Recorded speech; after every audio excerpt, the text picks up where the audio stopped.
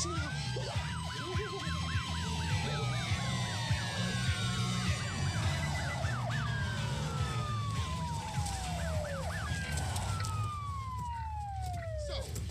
just you 57 punks against Kung Fu Joe? Master of karate, kung fu, jiu-jitsu, and all other shit you ain't never heard of.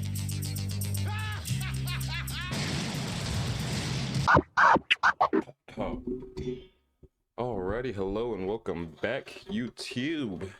We are going to be continuing on with our nostalgic deep dives. Hey, how you doing? Welcome everybody. All the new subs, all the new viewers and everybody, I appreciate you. Don't forget to hit that subscribe button if you're enjoying the deep dives. Hit that like button as well. Leave a comment if you have any shows you want to add to the list as well. We have a few recommendations going through now, so you can definitely drop those in the comments. But yeah, we're gonna continue on forward. Today, in celebration of the Wayans family's NAACP award, so the Wayans family was just inducted into NAACP's Image Awards Hall of Fame. So in celebration of a monumentous achievement, already on their docket of huge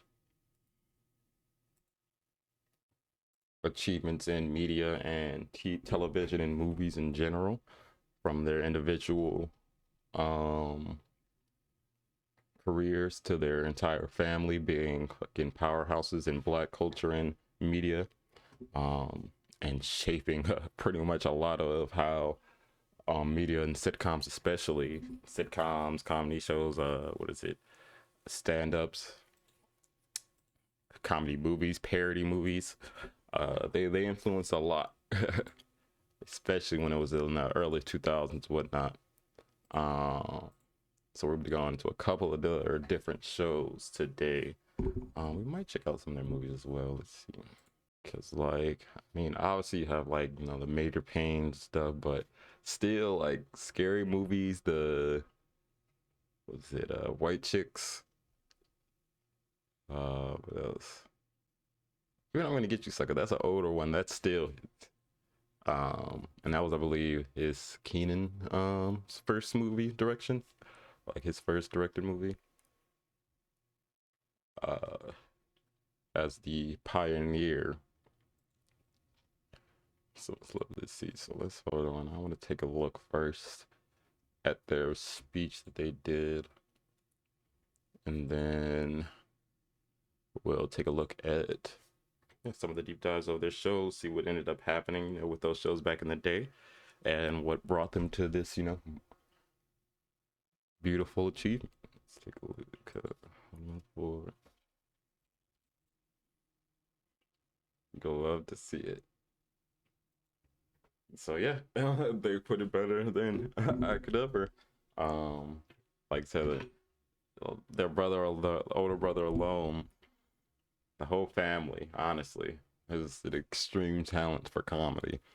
And not just comedy writing in general, but wordsmiths of a generation. So yeah, we're gonna be diving into a couple of their shows, see what actually happened to some of these beautiful 90s staples. I'm sure there was a lot of background drama, as it tends to be with a lot of these 90s shows with because then we end up finding out that the whole way for why networks were pushing for Black media and all that at the time was because of how popular it was. They used it to pull in the urban crowds and whatnot, and drive up their viewership, and then they dropped all the Black sitcoms and put all the money into white sitcoms and shit. So we're about to see. I don't know. Let's find out. We're back with Juicy Pop here with the dark truth about In Living Color, censorship, and why the entire Wayans family left. right.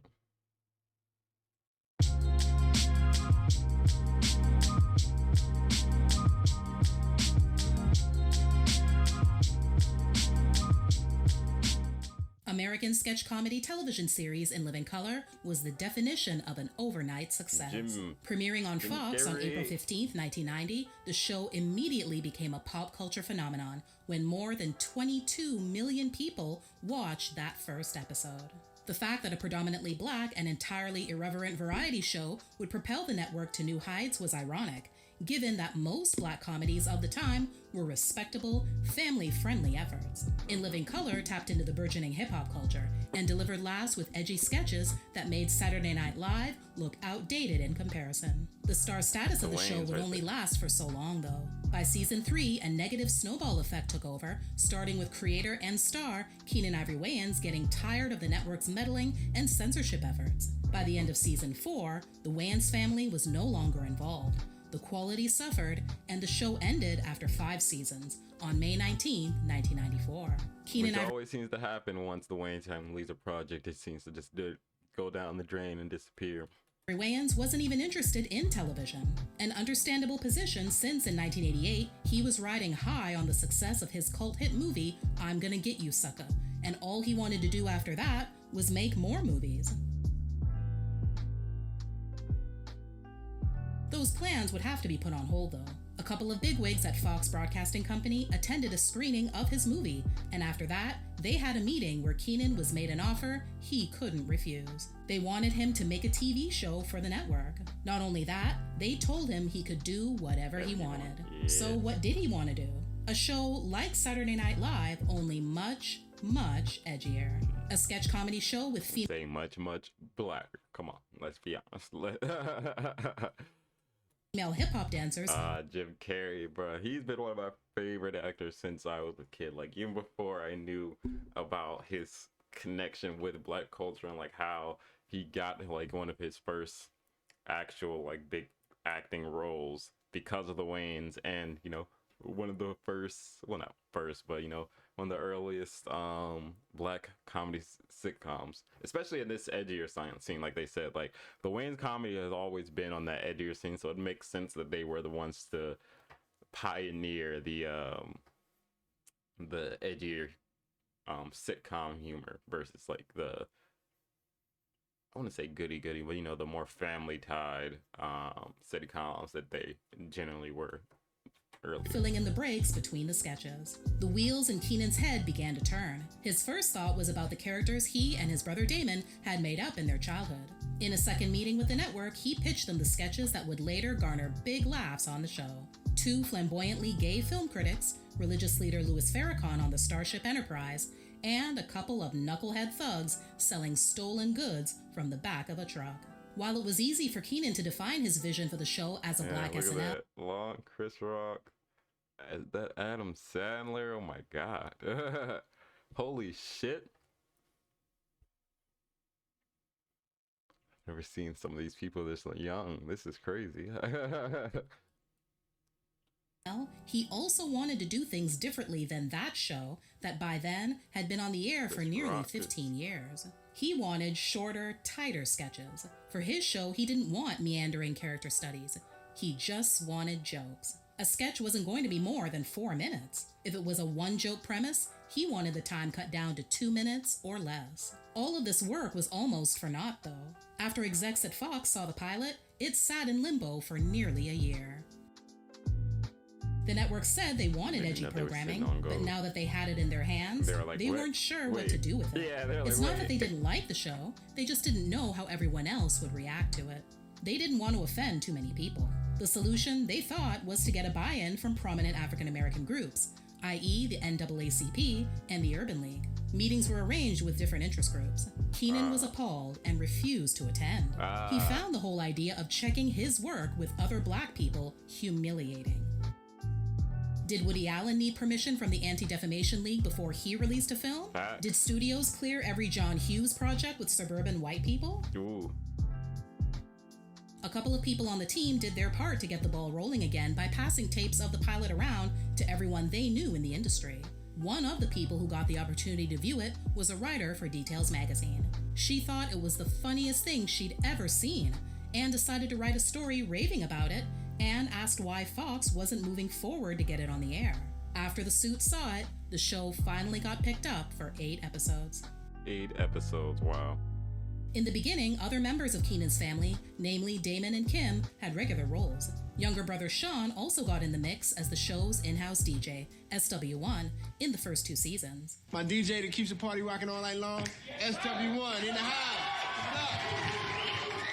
Another DJ, DJ Twist, took over from season 3 onward. The rest of the cast was filled out with several previously unknown comedians and actors. Jim Carrey, Tommy Davidson, David Allen Greer, Kelly Caulfield, Takia Crystal Kima, and Kim Coles. So what about those female dancers mentioned earlier? They were there from the beginning too, known collectively as the Fly Girls. Rosie Perez was their choreographer for the first 4 seasons. The original lineup consisted of 5 of them. And of course, you gotta say hello to all my Fly Girls. Starting over here with Carrie Ann, Lisa, Deidre, Michelle, and Carrie. The most notable former Fly Girl would end up being future actress and singer Jennifer Lopez, who joined the show in its 3rd season. We have a new Fly Girl coming all the way from Bronx, New York, Miss Jennifer Lopez. The dance troupe would also sometimes be used as extras in sketches or as part of an opening gag. The show didn't only tap into hip-hop culture through sketches and the dancers. In Living Color also put the music genre in primetime living rooms every Sunday night, thanks to an infectious theme song from Heavy D and the Boys.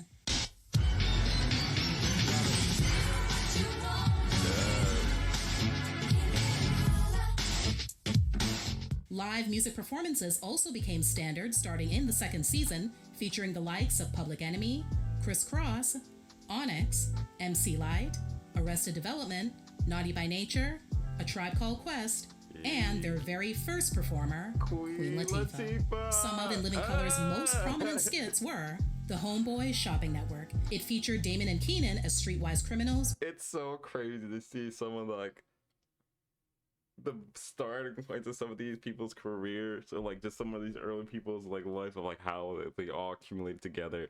Like goddamn, Jim Carrey, Keenan Wayans, Queen Latifah.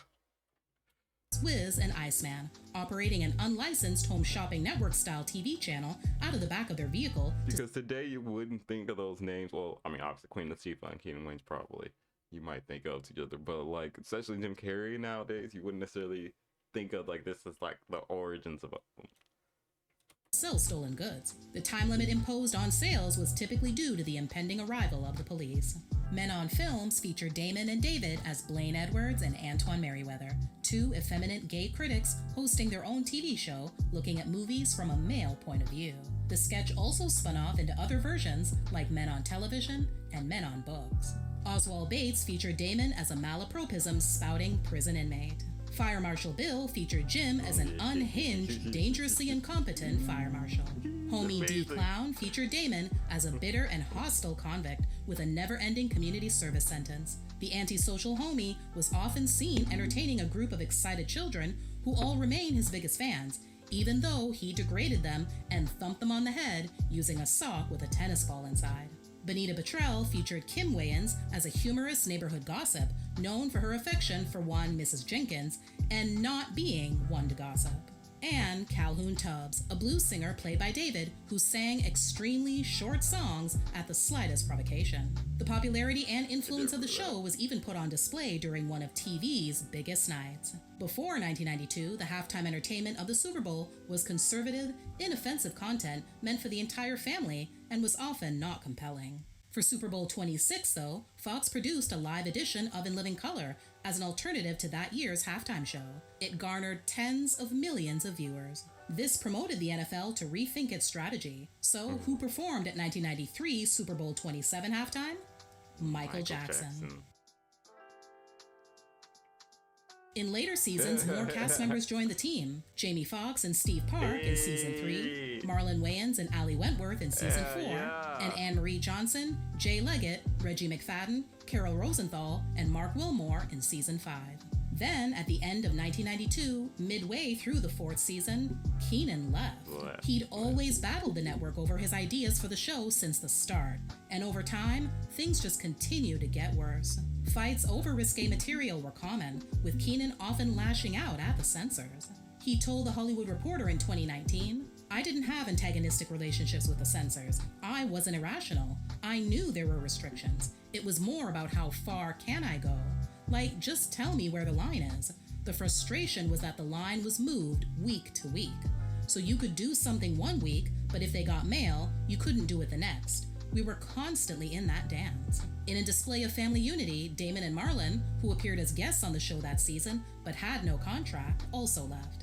Sean and Kim tried to leave, but were unable to due to their contractual obligations. According to a 1993 article from the LA Times, as the season got underway the previous fall, Keenan had begun phasing himself out so that he could concentrate on films and other projects. Jim was among those who locked horns with Keenan over his apparent preoccupation with outside projects. "Keenan and I butted heads against each other. He was going off and doing other things, and I felt the ship needed a captain.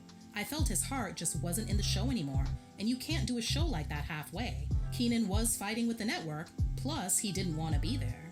The final straw for Keenan came when he and Fox tangled over the repackaging and airing of the show's first season. He was unhappy that Fox did it without his approval or participation, feeling the reruns would harm the future value of the show in syndication. The conventional wisdom is that the final season of the show was awful.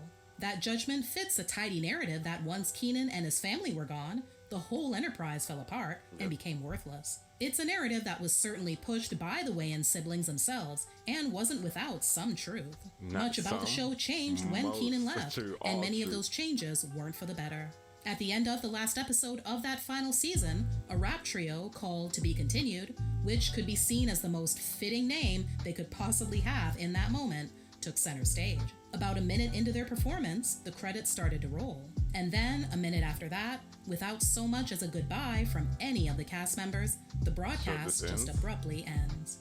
Now, here's some more fun facts about In Living Color. The title of the series was drafted off the fabled NBC tagline of broadcast being presented in living color during the late 50s and 60s, prior to mainstream color television. The series won the Primetime Emmy Award for Outstanding Variety, Music, or Comedy Series in 1990, beating out The Arsenio Hall Show, Late Night with David Letterman, Saturday Night Live, and The Tracy Ullman Show. A total of 6... And then you go really try to sit here and say that they only had some, might have some truth to it. Like, come on, stop it. Wayans family members appeared on the show. While Keenan, Damon, Kim, and Sean started things off, Dwayne Wayans often appeared as an extra and served as a production assistant, and Marlon Wayans became a featured member in season 4. While Sean was billed as the show's house DJ, he wasn't actually a real DJ. His job was just to act like one. None of his equipment was connected to anything. He'd listen to the tracks to make sure he was on cue when the camera cut to him to look like he was really mixing. Original cast member Kelly Caulfield and season 3 addition Steve Park married in 1999 and shared 2 children. Less than 1 month after its debut, hard rock group Living Color sued Fox Broadcasting Company, claiming that the network's new show stole the band's name and logo.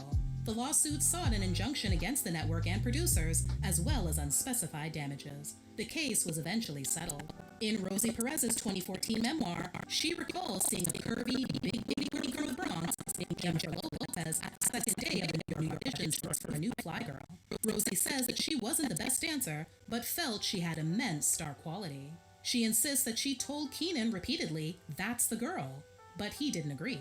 She says he called her chubby and corny.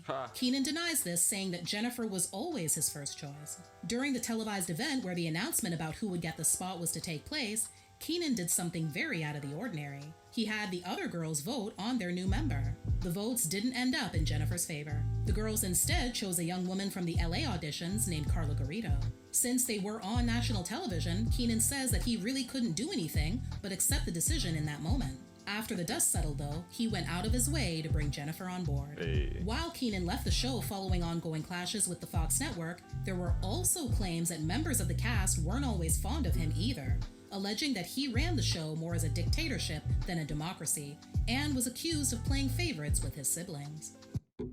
Damn, I mean, I can kind of see it,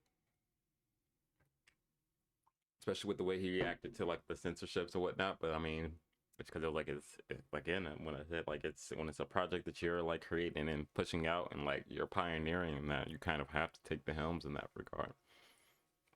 So that's why I feel like people like Jim Carrey were like looking for him to be that captain more when he was getting ready to leave, because obviously the show would fall apart without it. Homie D. Clown was based on Paul Mooney. The longtime comedy writer actually wrote for the show for a while. After the writers followed Keenan's orders to mess with him, Mooney said, "Oh, homie, don't play that."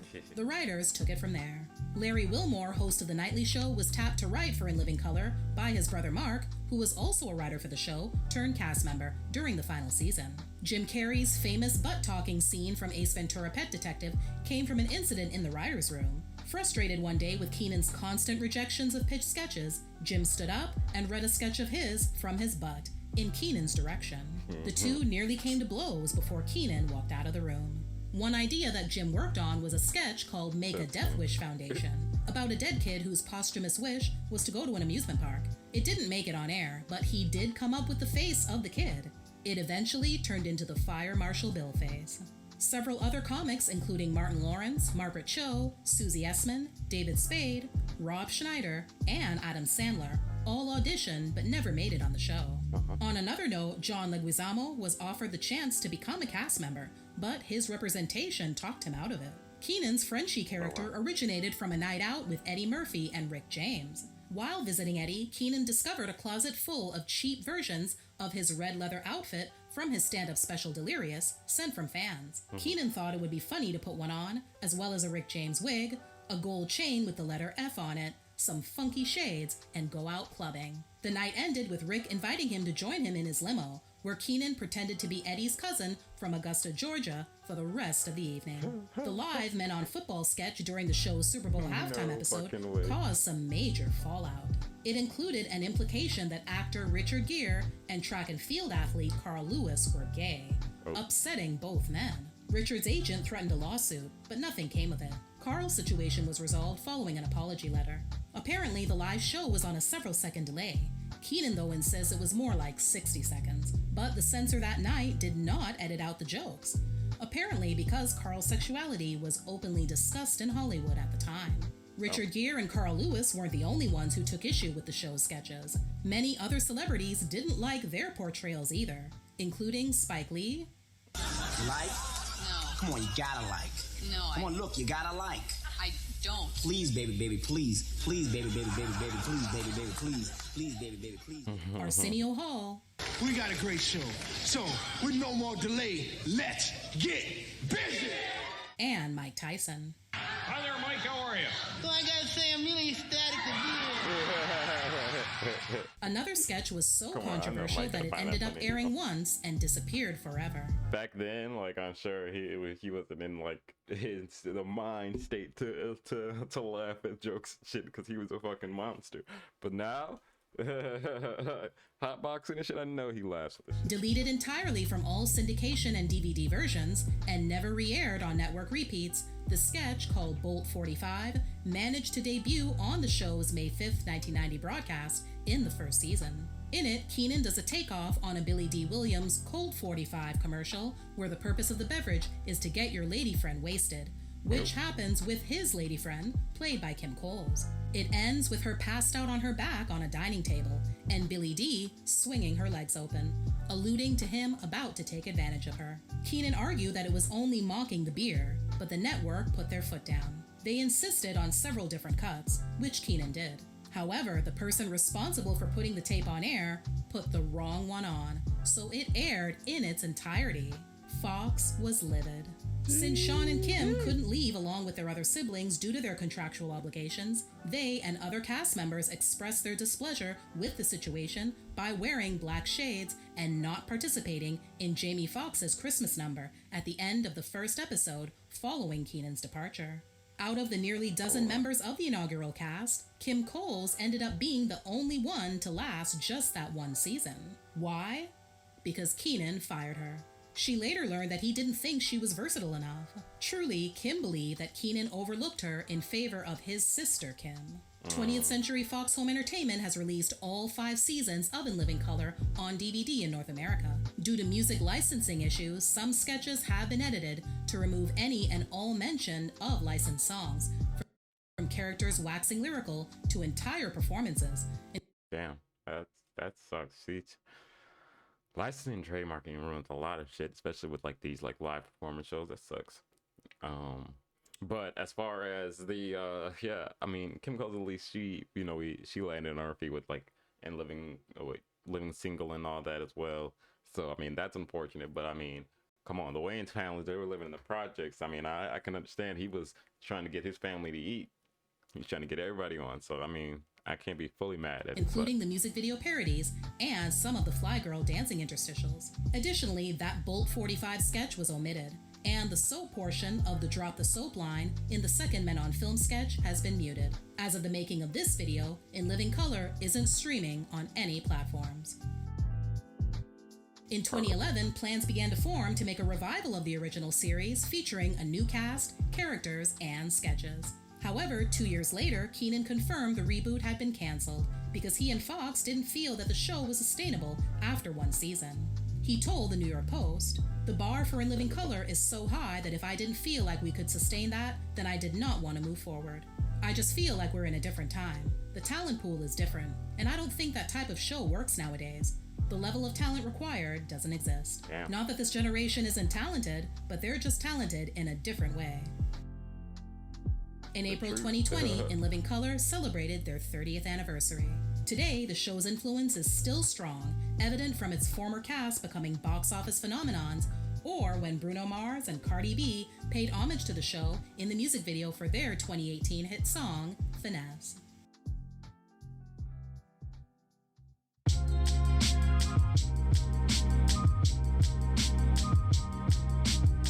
All right, Juicy Pop.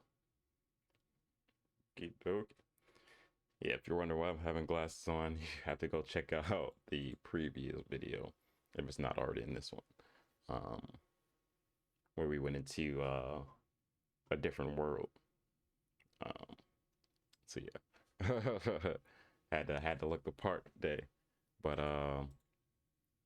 yeah, no, not surprising there. As far as, especially with the Wayans, Keenan and all them with their edgy comedy, it's not surprising that one of the main gripes was that the censorship with the network and everything. Some of that stuff is definitely crazy, though. That that beer commercial was wild. But I mean, looking back on it, it's not surprising given the times, I guess. But yeah, no, like so many like prime celebrities that are like evergreen today. You see like so early on here, like Jennifer Lopez being one of the fly girls there. I mean, Jim Carrey obviously like having this like being like the start of his career as one of like the biggest roles he had taken at that point yet. I think I'm pretty sure because people weren't hiring because he was could be so wild. Like his comedy was just too ahead of its time.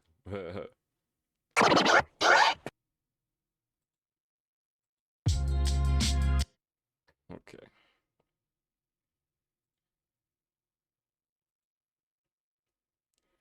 No better place than to start than A Different World. All right, so we're gonna be jumping into this deep dive, the crazy behind the scenes drama of A Different World: Firings, Abuse, and Money Issues by Juicy Pop. So let's take a look. See.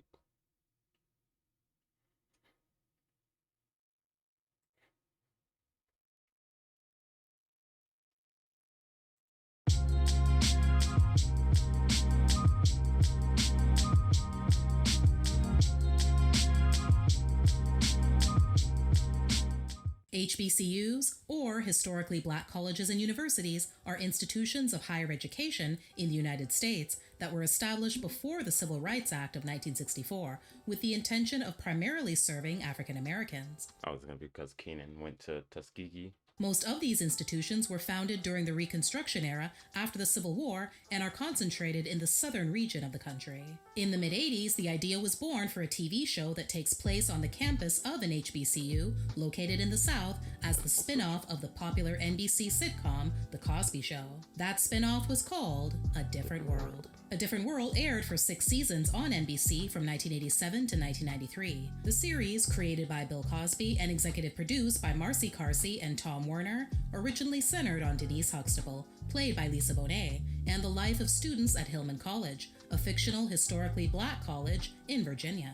Fun fact, visual shots of the Hillman campus that were used in the series were actually filmed at 2 real-life black colleges in Atlanta, Georgia, Clark Atlanta University and Spelman College. Many references to Hillman can be found throughout several seasons of The Cosby Show. The first references were made during season 1, when it was mentioned as the place where Cliff Huxtable and Claire Hanks went to school while they were engaged. Cliff's father, Russell, is also a Hillman alumnus. The school made its first on-screen appearance in the 3rd season finale of The Cosby Show, appropriately titled Hillman, when Cliff and Claire and their family attend a commencement ceremony which also honored a retiring professor. Along with Denise, the other main characters in season 1 were her roommates, Maggie Lawton, played by Marissa Tomei, and Jaleesa Vinson, played by Dawn Lewis, 2 other students, bougie Southern belle Whitley Gilbert, and math whiz Dwayne Wayne, played by Jasmine Guy and Kadeem Hardison, respectively. When Dawn was called in for her audition, she'd just finished the tour of a Broadway show. She'd initially asked to audition, since the same people who casted the play were also casting A Different World. She was told no at the time, but then, out of the blue, she got a call to come in. Within 10 days, she'd booked the co-star spot and written the theme song, reportedly with Stu Gardner and Bill Cosby. Neither the musical director nor the casting director knew that they'd hired the same person. Unfortunately, once that fact was brought to light, she was no longer allowed to sing the theme song. The reason? They felt Dawn would have too much attention on her if she did. Jasmine originally auditioned for the role of Jaleesa, but when she didn't get it, she returned and tried out for Whitley. She wasn't sure what a Southern belle was, so she used something that always got her laughs when she was a kid. She imitated the exaggerated accent of her 3rd grade teacher in Atlanta. Fun fact, since she got offered the role of Whitley and signed her contract late in the game, the opening sequence had already been filmed, which is why she doesn't appear in it for season 1. Kadeem had already gotten the attention of Cosby from a guest spot he'd done on an episode of The Cosby Show in season 1. He said he liked Kadeem and would try to give him another job. Until then, Kadeem collected a paycheck working as a bike messenger in Manhattan. Then, just after he had finished filming Spike Lee's 1988 film School Days, funny enough, with Jasmine and fellow castmate Daryl M. Bell, he made a trip to LA to visit some friends. Since he knew Lisa, he went and saw a taping of A Different World. 2 weeks after he went to the taping, he got a call that they were auditioning people for extra characters. Before he knew it, he was in. Letitia Letty Bostick, played by Mary Alice, and Stevie Rawlin, played by Loretta Devine, both served as dorm director, with Letty taking over for Stevie when she left to get married. In a 2021 interview with Vanity Fair, Loretta alluded to having been fired, since when she came to work one day, her whole apartment was gone. She was so devastated by it that she called it one of the tragedies of her career. Another fellow student and playboy, Ronald Ron Johnson, played by Daryl M. Bell, and graduate student, head coach, and later dorm director, Walter Oakes, played by comedian Sinbad, were listed as recurring in the first season, before going on to become main cast members. Daryl actually also auditioned for the role of Dwayne, before landing the role of his best friend Ron at the same time Kadeem did. Sinbad ended up in his role kind of accidentally. He'd heard that they were looking for a stand-up comic to warm up the studio audience, so he met with producers and Bill Cosby, telling them he had experience doing stand-up for a studio audience before on Magnum P.I. They told him Magnum P.I. didn't have a studio audience. Damn. Despite the bull-faced lie, he got the job anyway. One day, Cosby came by, and after seeing Sinbad's warm-up routine live, decided to put him on The Cosby Show, appearing as a car salesman in Season 3, Episode 15, Say Hello to a Goodbye. That experience eventually turned into a permanent role on A Different World. Oddly, while Hillman was an HBCU, the main character wasn't supposed to be black. The original premise was to focus on a white student at a historically black college and how she adapts to the unfamiliar surroundings. In production, though, the premise changed from being a story about a white student in a black college to a black student in a black college with a white friend. Instead, the show was built around Denise, allowing Cosby viewers to explore the new environment through the eyes of a familiar character. Without a plot script even being written yet, preliminary casting went underway. The casting director sent a young actress from Los Angeles over to meet with the suits with hopes of her playing the white student. They loved her and she definitely would have gotten the role, only her agents thought she should stick with movies and not go into television after a major motion picture she was in had just come out and was a smash hit. That movie was Top Gun, and that actress was Meg Ryan. After 4 episodes were filmed, neither the show's producers nor the network was pleased with the result, so they brought former Saturday Night Live writer Ann Beats on board as producer. She was given the hefty responsibility to create an entirely different pilot episode just 6 weeks before it was scheduled to air. Even though the ratings for season 1 were strong, that could mainly be attributed to the show's plum time slot, sandwiched between The Cosby Show and Cheers. The reviews, on the other hand, were unforgiving. After the first season, it came to Cosby's and the producer's attention that the series was not accurately portraying a historically black college and life on campus. The verdict from those on the show was almost as harsh. In a 1991 interview with Entertainment Weekly, season 1 staff writer turned executive producer Susan Fales revealed the untold truth. "We tried to follow the Cosby model, pretend it's timeless, make no references to current events, make no references to race, and we were under orders from NBC to stay away from anything academic. They felt that was alienating, so we had a show about a black college that wasn't about college and couldn't be black." So what are we doing here? She also reiterated that while Lisa got a lot of flack for her portrayal of Denise, it really wasn't her fault. She's taken a lot of blame, but the character was far more at fault. Denise was not very interesting, and we were asked to make her into Mary Tyler Moore or Tinkerbell, always bringing everyone together. We couldn't. Even though a couple of changes worked well, like now integral characters of Whitley and Dwayne, misery still ruled. Daryl confessed, "There was an Alexander Haig complex. Everybody wanted to be the boss." As a result, according to Jasmine, the set was full of negative energy. Coming from Broadway certainly gave me no credibility. The attitude was, "Well, you don't know sitcoms." Even if we dared to suggest something wasn't funny or realistic, it was discounted. And people we worked with one week were gone the next.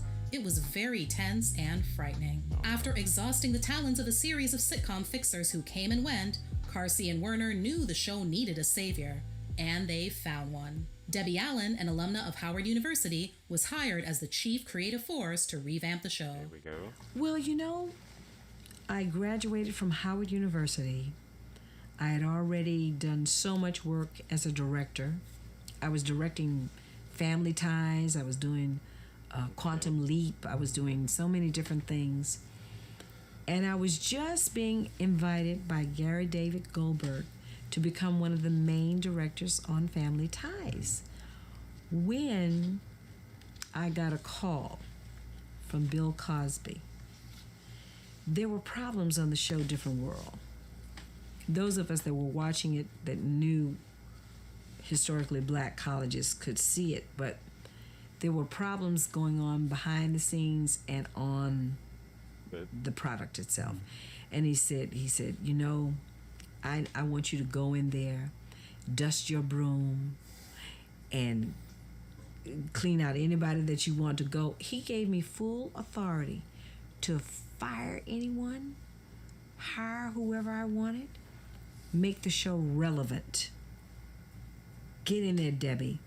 And then I sat down with Tom Werner, Marcy Carsey, and Karen Mondebach, and they said, "Yeah, we really do want you to come in."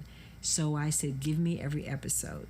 And they said, "You want to see every?" I said, "Absolutely, I want to see everything you've done, so I know what the game plan is." So I went in. I didn't want to fire anybody. I didn't fire anybody. I didn't even want it. I didn't take a credit as executive producer. I would just be producer, director. And I thought I would even bring in some other directors. And then Bill said, "No, you're directing every episode." I said, "Really?" He said, "Yes, we got to get it right." So for almost 2 years, maybe, I directed every episode. Fun fact, she's the real-life sister of Felicia Rashad, who played Claire Huxtable on The Cosby Show for its entire 8-year run. Oh, that's crazy. Debbie made her influence felt in every corner. She hired Aretha Franklin to re-record the theme song, originally sung by Phoebe Snow. I know my parents loved me. Stand behind me, come what may. She had the pit set redesigned to look more realistic, making the kitchen and its workers more visible. She instituted a daily morning workout for the cast. Then she regularly assembled the writers and actors to have a read-through of the script and a follow-up discussion. Well, the first thing I did was really try to communicate to the writers that we needed to connect with the actors and vice versa, because that was the missing link. If I could solve that problem, that would be more than halfway home to making the series relevant and even more dynamic. That would be it. And that was not an easy task, because when I came on, there were people that were, I sat down with a fellow executive, and he was telling me, well, I want to bring in this person to direct and that person, and I want to do this and I want to do that. And I was like, That's true. sorry, but I'm going to be directing every episode. Right. And they were like, what? I said, it's really Bill Cosby's idea. It really was his idea for me to be hands-on all the way. So it was, I didn't want to relieve anybody of their jobs and their, ability to help let's solve this problem together. But it was a bit of rearranging for them to understand who I really was and what my task was going to be, and that I really had the authority to do whatever. Fun fact, in later seasons, let 'em Debbie know. got in That's on the honestly, act. That's what they said. Everybody thought they was the boss. Who did she? I mean, I guess she said it was a fellow executive. So he's saying like he wanted to bring in this, that. Like, no, sweetheart. And then that's probably why Bill was like, no, you gotta take the realms of all this. Otherwise, it's gonna end up in a whole kerfuffle.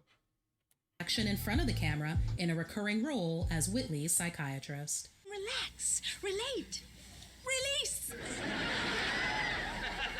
Relax, relate, relate. While things were getting organized for the upcoming season, Lisa announced that she and husband Lenny Kravitz, who she'd married the previous fall, were expecting. While Debbie was in favor of having a young pregnant student in the show, Cosby was not. The feeling was that viewers would not accept Denise as an unwed mother after 4 seasons of being one of 5 seemingly perfect children on The Cosby Show.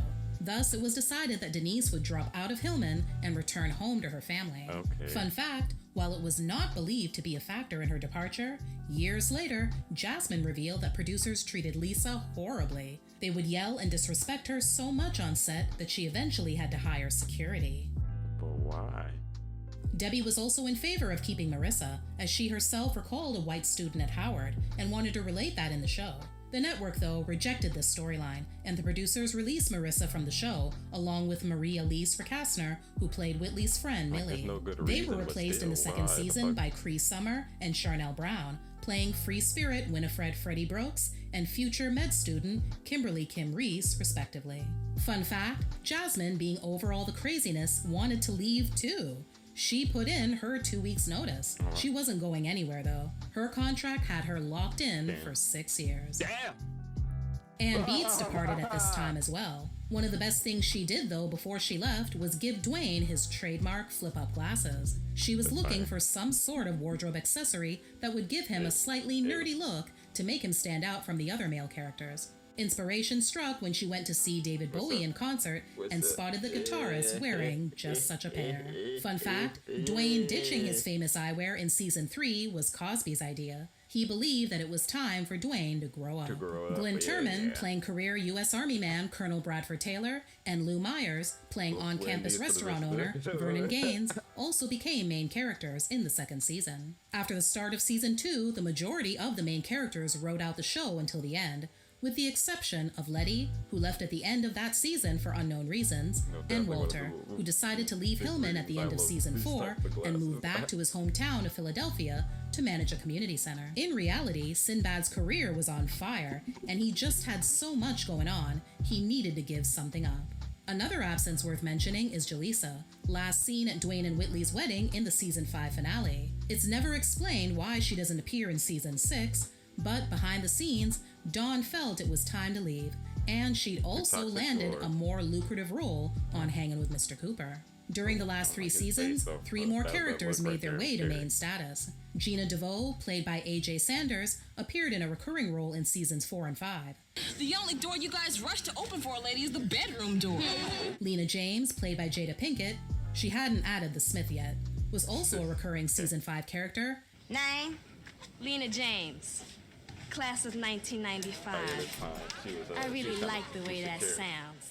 And Charmaine Taisha Brown, played by Karen Molina White, was Pam's best friend on The Cosby Show. Are you Whitley Gilbert, as in dorm director, as in my Hillman hostess, as in hello class of 1996? I'm Charmaine Taisha Brown. Like Lisa Bonet, Karen brought her character over to Hillman as a guest star in season 5. All 3 officially became series regulars in the 6th and final season. Fun fact, Karen's Cosby Show co-star Alan Payne was given the opportunity to bring his character, Charmaine's boyfriend Lance Rodman, over too, but turned it down, preferring instead to pursue a movie career.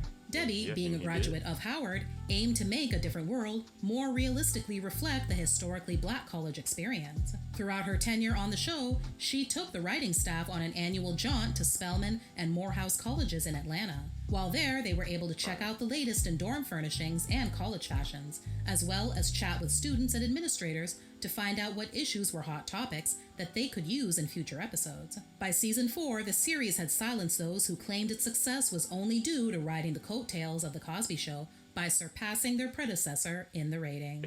And unlike most sitcoms, which falter in issue shows, A Different World thrived by diving into controversy. The series addressed date rape, racism, colorism, apartheid, religion, the AIDS epidemic, domestic violence, and interracial romance. That last one got one cast member in a lot of hot water. Charnel received a lot of angry mail after her character dated a Caucasian student. Interestingly enough, the majority of the backlash came from men in prison. In January 1991, A Different World also became the first sitcom to address the Persian Gulf crisis in a tough episode about a Black Army reservist. When the soldier asked angrily if he was fighting for oil, the studio audience applauded. The show's supervisors insisted on a retake, believing the clapping was too political. During the show's final year, NBC moved A Different World's time slot, and they found themselves up against another very successful show with an all-Black cast, Martin. In a 2022 interview with The Breakfast Club, Jasmine was very candid about how hurt she felt over the decision. Our last season, number 2, number 1, sometimes 5, 6, 7 years. Okay. Why would you change our time slot? And why would you put us against Martin? Wow. Yeah. I definitely took that personally. You ain't got but 2 Black shows on the networks and you put us at the same time against each other? And what have we done? What have we done to deserve this kind of disservice? You know, we're not competing with Martin. No. We come on at 8:30, they come on at 8. Why did you move us? I feel like we have the same audience. And so what do white people do? Divide. That's right. You got 2 hit shows. Let's put them on at this same time. They don't do that to their own shows. So yes, I do feel like it was deliberate. I feel like it was racist. I know who was running NBC at the time, and I don't feel we were respected. Another thing that killed the show, as Darryl said to Vanity Fair, was the network deciding that every time they wanted to have a new show, they were going to test it in A Different World's time slot. So in that 6th year, they weren't even on every week. From one week to the next, fans didn't know if the show was going to be on or not. Now, here's some more fun facts about A Different World. After the cancellation of A Different World, NBC offered the opportunity for Jasmine, Kadeem, Darryl, and Cree to do a spinoff. Jasmine wasn't interested since she was ready to move on from Whitley. After 4 seasons of the Aretha Franklin version of the theme song, the final season used a new version by Boyz II Men and Terrence Forsyth.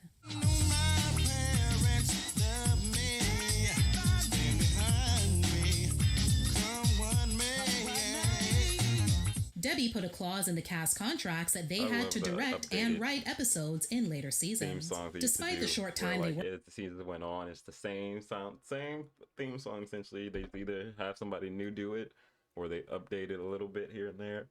But the actual scene that happens through the theme song is all the brand new shit going on. It's so beautiful. worked together, it was long enough for Lisa and Marissa to form a close friendship. They were even roommates during the show's first season. Today, Marissa is godmother to all 3 of Lisa's children. Along those same lines, Cree and Lisa were always close, despite never working together on A Different World. She's also godmother to Lisa's eldest child, Zoe Kravitz. In the first episode of season 3, during a party Dwayne and Ron throw in their new apartment, the song Dwayne is seen dancing to is Special Look by Debbie Allen, off her 1989 debut album of the same name.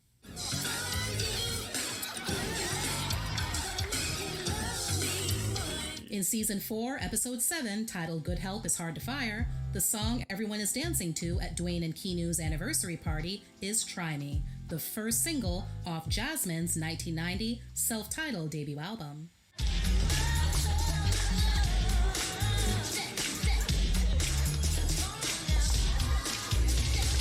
Tempest Bledsoe, who played Vanessa Huxtable on The Cosby Show, made a guest appearance as the same character on a 1989 episode of A Different World. Sparks didn't fly immediately, but several years later, she and Daryl started dating. They are still together today, happily unmarried. Jasmine had a long-standing real-life romance with co-star Dominic Hoffman, who played Whitley's boyfriend Julian Day in season 3. Julian was actually the second character Dominic played on the show. In the first season, he played the role of Whitley's childhood friend, Ken Suje. Kadeem had a crush on Jasmine while on the show that started when they did School Days together. Sadly, according to Jasmine, he never had a chance, since he was a few years younger than her, and she was looking for someone older. While Kadeem wasn't able to bag Jasmine, he was able to get it on with another co-star. Him and Cree dated for some time after becoming friends first. Both Kadeem and Jasmine were not fans of their iconic wedding scene. Kadeem didn't like the idea of breaking up a couple's wedding, and Jasmine just thought the whole thing was corny.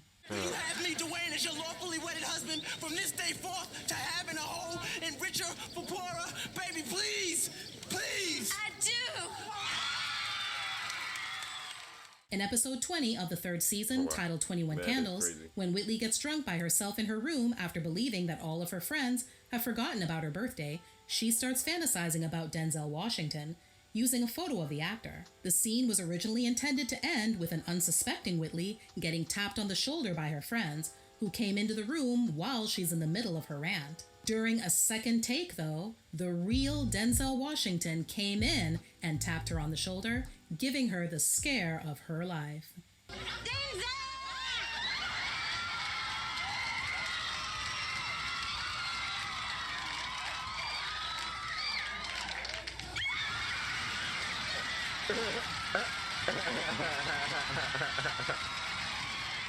Urban Works released season 1 of A Different World on DVD in North America in 2005. Currently, FilmRise has made the series available on streaming services, including Amazon Prime. That A Different World was never nominated for a Golden Globe and never won an Emmy is both unsettling and indicative of how Black shows rarely receive the praise they deserve. However, in the 36 years since its debut, it's become one of television's most impactful shows, inspiring everything from dissertations and lectures to Halloween costumes and social media fan accounts, all while influencing countless young people to attend college, specifically HBCUs.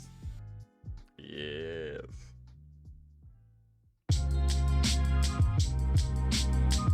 Okay, Juicy Pop. We actually have another video from them.